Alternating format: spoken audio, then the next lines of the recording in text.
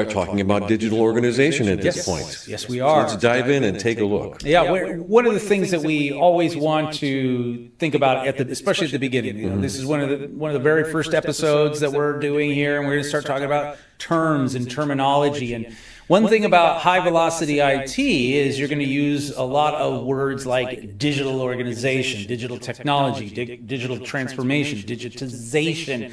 And I mean, they just throw that word everywhere. And so it's important, especially in that exam environment, to kind of delineate between them and not get caught up because they'll say which one of the following is such and such, or they'll talk about the solution to something. And you want to make sure you're talking about the right term. So we are going to do a couple of terms in our first few episodes. This is the very first one. And why not talk about the most important thing, which is a digital organization. What is a digital organization? So glad you asked. Wait a minute. I'm going to ask. Okay. Chris, what? No, go ahead. Okay, all right. Well, no, it would have sounded so great coming. What is a digital organization, All right, Chris? thank you very much. A digital organization is one where digital technology enables them to do business significantly different or to do significantly different business. Whew. That is a mind. That's a mouth twister. It is, isn't it? Like that. It So if you think about it, Zach, you know, a lot of times we talk about organizations and companies, and you know, we'll say company or an organization, and we'll say that, you know, that company used to do this and now it's doing something different. And so can you think of maybe something in, you know, we would say technology world where, you know, digital technology has really changed it and the way they do things? I've got a good one, and it just came to my mind just now as you were speaking. Okay. The umbrella is communications, but I'm going to use Bell South as an example. Yeah. Now, back in the day, for me, Bell South was a corded phone on the wall, and you know, you would take the phone off the cradle, off the wall, and you would dial the phone number. And back in my day, we had party lines. So you get on the phone, and no kidding, almost every single time there was a lady on the other end of the party line. I need to get my cake to the place before. And you would say to me, ma'am, you've been on the phone for an hour. Can I please break in? No, I need to get my cake to the place. And so anyway, party lines. You get the idea. But Bell South, you know, nowadays, what do we have? AT&T. Yeah. AT&T Cellular. Yeah, and then or just voice over IP and technology that we use in our phone system. So that's a great example. I think communication and even that lady getting her cake. Right. She could use Uber now. So Uber's a good example. Uber's a good example as well. You know, not only do they use cars and you can hop in a car, but their digital technology allowed them to significantly adjust things, and now they do food deliveries as well. They sure do. I use them all the time. Yeah, it's a great stuff. Okay, so we have the definition here, all right? But one easier way to kind of look at this, and I'll write this one out here for you, and that is that think of it as a digitally enabled, and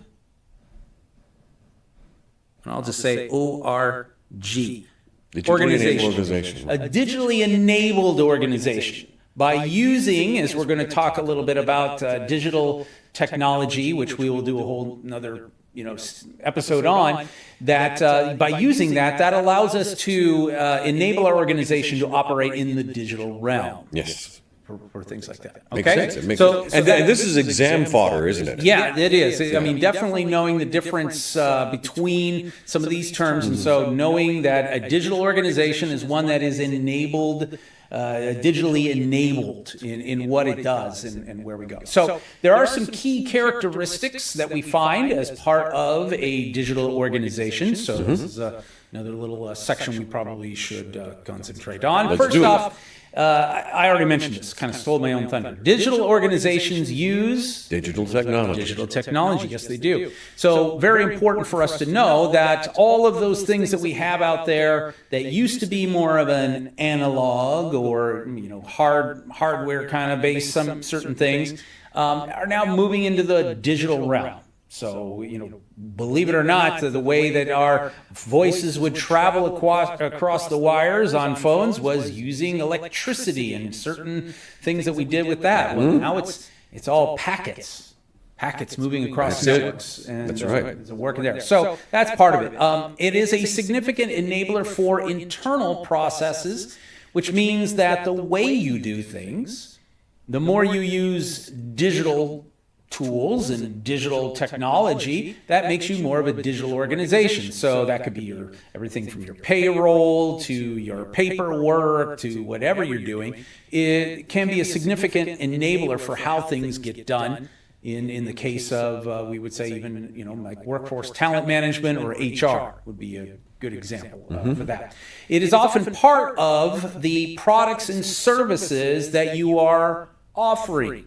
Like SaaS? SaaS, yeah. Software as a service would be a great example, especially since like Amazon. We'll use AWS as an example where, Amazon starts off as the world's largest internet bookstore. Remember, that's it. That's how they got started. And then they started not only doing books, they were doing just about anything on the planet. But that's tangible, right? You get in fact, it seems like at my home, especially with a 19-year-old daughter in college, is that I get a brown box from Amazon almost every day. So, so it's tangible. But what's their big thing? AWS, Amazon Web Services, the software as a service. That would be a part of their products and services. Yeah, they have tangible things. Yes, they have trucks now with Amazon Prime. I saw an advertisement the other day on the fact that now that Amazon's taking actually over a lot more of their logistics and delivery and stuff like that. So, that's a part of it as well. But there's this digital element that's a part of their products and services. Isn't AWS, isn't that the largest cloud service? Yeah, I do believe so. I don't want to say that and then find out that tomorrow it's Google. Well, let me put it this way. As of 2 months ago, it was. Okay, so there you go.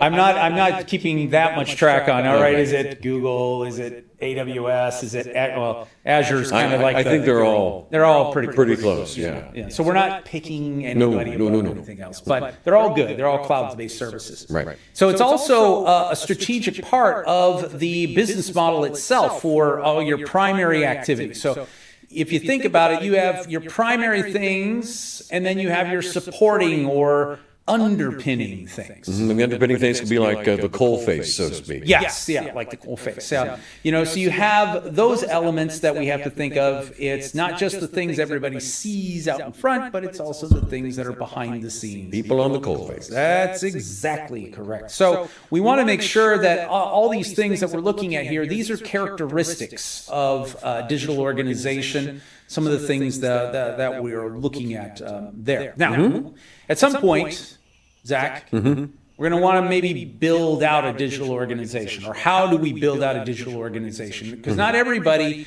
is going to be at that levels of an Amazon or an IT Pro TV and the things that we do here. We're a huge digital organization, not only in our delivery models and in the creation of this with our amazing producer director Corolla and team behind the scenes helping us do these things. Yes. So we're very dependent upon digital technology, but there are companies that are starting to move towards this.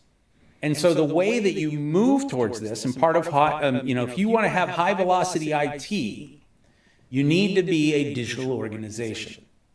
Chips all in. Chips all in, right? All your red chips on.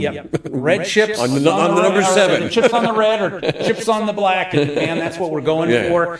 That's what we're looking at to do. So the reason why is because if you just kind of do little bits here and there, and maybe we'll do a little over here and a little over there. Well, the problem is then you get what they call a heterogeneous or hybrid organization. And that's when you start having them.